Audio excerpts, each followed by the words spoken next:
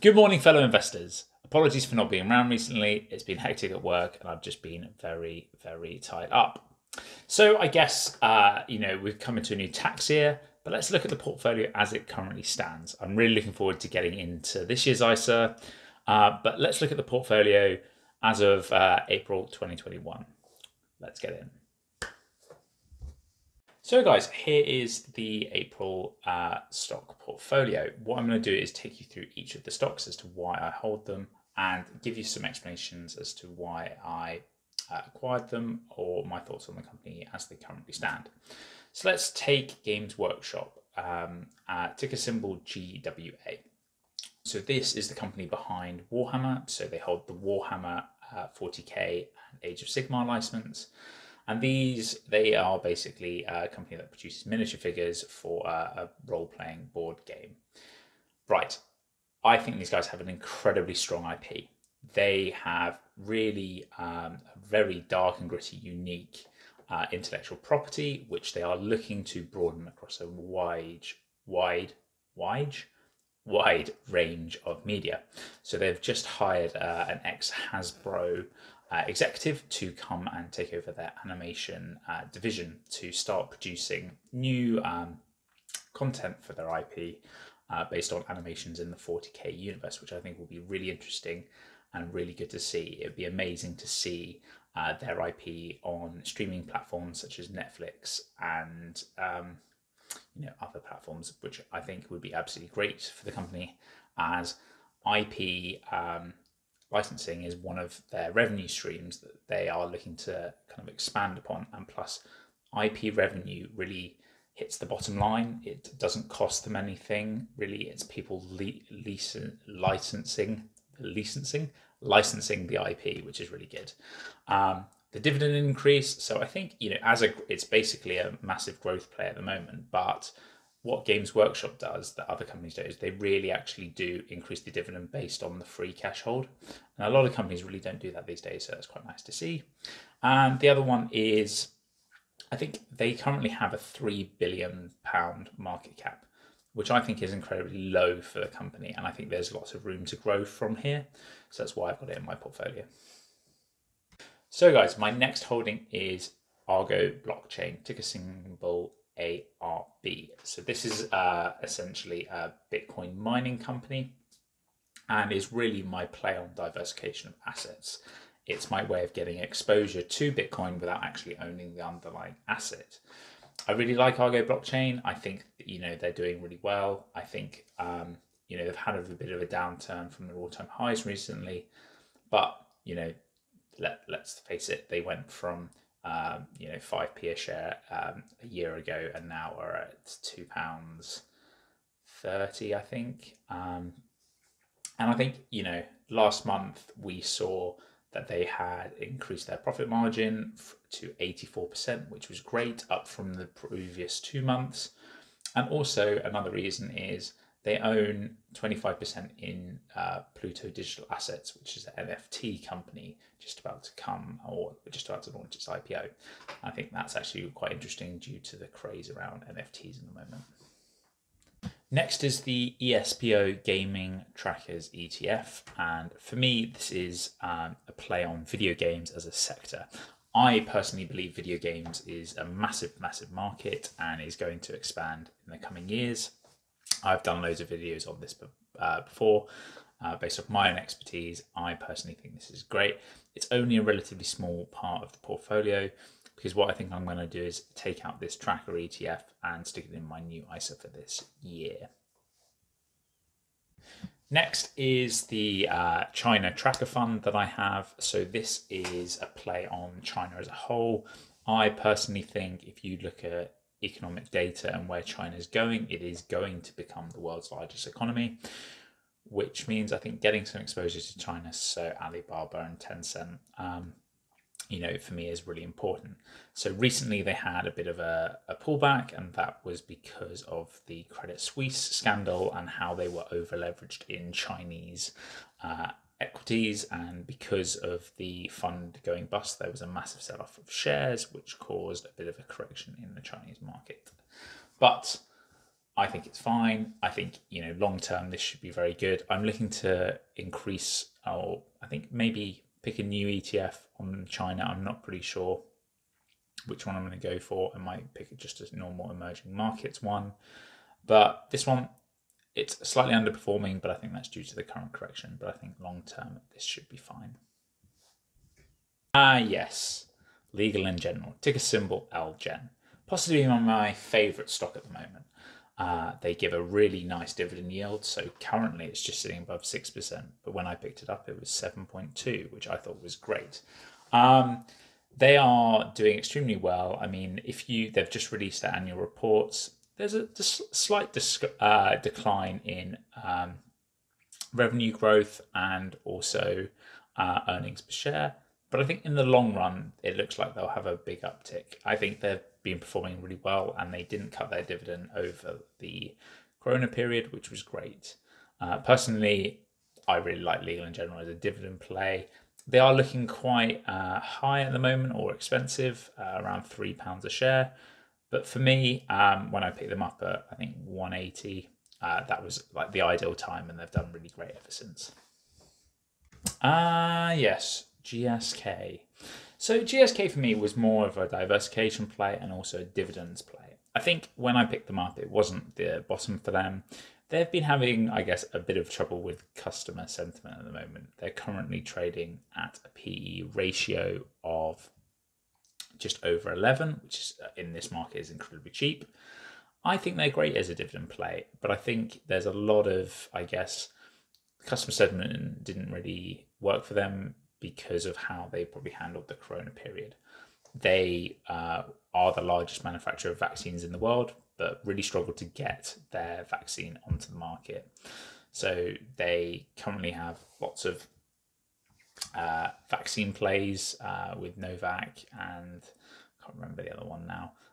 But they are eventually getting onto the market. And I think also there's a big worry for the split that comes at the end of this year for GSK. So they're going to split their pharmaceuticals and their consumer products divisions. They're going to split those. I think that's actually really interesting for the company. So I have put in a chunk of money, and I'm just going to leave that in my ISA to grow. So next we have Batam Communications, a very small part of the portfolio, and it's been really underperforming for me. I don't think it's fair though on the company, but that's just me. So essentially what these guys do is they produce tests, so medical tests, and they also have a cyber and, I guess, a 5G connection aspect of the business as well. So almost a two-in-one company. It's quite unique and rare, their business model. They have two completely separate divisions which work on two different things. So they absolutely boomed and thrived during COVID, and they shot up. And I guess this is a learning play from me as an investor. They shot up so much, and I think I just caught them at the complete wrong time.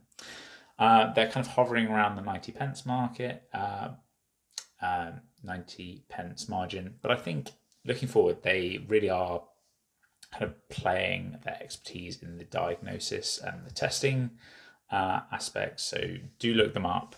They are quite interesting play, and I think over COVID they will do really well. And they have an incredible balance sheet at the moment, which is great to see. I think their future growth is going to be really good, but it's probably worth me just holding on to these shares. Next we have Lloyds, ticker symbol LLOY. This is the best performing share in my portfolio, and I really call this as a recovery play. I was very lucky to catch it right at the bottom, so when the bank had been banged up a lot. And I think, during recessions and terrible times, banks tend to get hit very hard due to the last financial crash we had in 2008. They kind of have a stigma of being the first to go and then the first to come back. So I think Lloyds is in a very weird position where I think it's still undervalued compared to its book value, but at the same time, I don't see it as a continual growth stock. I don't know if it's going to go anything above 60 pence a share, but we'll see. I'm just going to continue to hold on to it until I think it's ready to go. But they have reinstated their dividends, and I think what Lloyds needs going forward is really the rise of interest rates. They hold a huge number of UK mortgages. So they took over Tesco's mortgage book last year, and I think they are the #1 lender of mortgages in the UK. And what would really benefit them is a rise in interest rates to get more on those mortgages. So let's talk Facebook. I think everybody knows who Facebook is, ticker symbol FB. They can't seem to go a week without a scandal. Let's be honest. Every week, brand new Facebook scandal. I think that's everything I read about the company. But still, I think it's one of the most undervalued tech stocks out there currently in the market. It also, I think, is very exciting in terms of its VR capabilities for the future. So those of you who don't know, it owns Oculus, which I believe is the #1 VR headset on the market currently. And I think that's a really exciting space for the company to be in. Also, its social media platforms absolutely dominate the market. Let's be honest. I think it's coming up to 3 billion people on Facebook, which is pretty nuts as a platform. And also, personally, I use WhatsApp and Instagram every single day. Microsoft, my absolute favorite company. I absolutely love Microsoft as a company. I think, it pays a dividend. It's not overly valued. I guess it is actually approaching all-time highs now of $250. But to me, it has such a diverse range of product portfolio. So it owns Office, Azure, it's Xbox. So for me personally, I think the most exciting thing is the Xbox Game Pass subscription service that they're doing. And for me, this is a massive play on video games as a whole. And I just absolutely love Microsoft. Personal favorite company. I've done a video on them in the past. It still carries. That's why I hold them. I really want to buy more.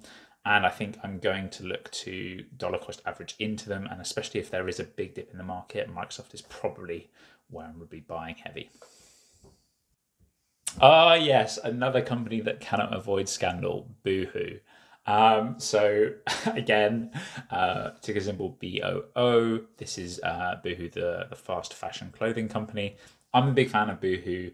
Recently, I just bought some clothes from them, and it was the first time I actually bought something from them, and I was very pleasantly surprised. So yeah, thumbs up there. But as a company, they are doing. I guess they seem to be going through another hard time with the acquisitions. So they recently had a scandal of clothes being mixed up, and it's just like they just can't seem to get it right. What's going on?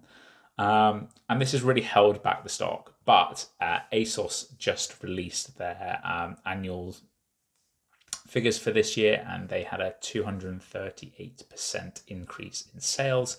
And Boohoo's kind of, I think, going to be on a similar trajectory to that during the lockdown due to the high streets being closed. Big fan of Boohoo. I believe in long term. And I think, it just needs to stay out of trouble. I think it will absolutely thrive if it can stay out of trouble. Stay out of trouble, for God's sake. Last but not least, a bit of a diversification play here. So this is Landsec. So this is Land Securities, a London REIT, kind of based or focuses on offices and retail outlets.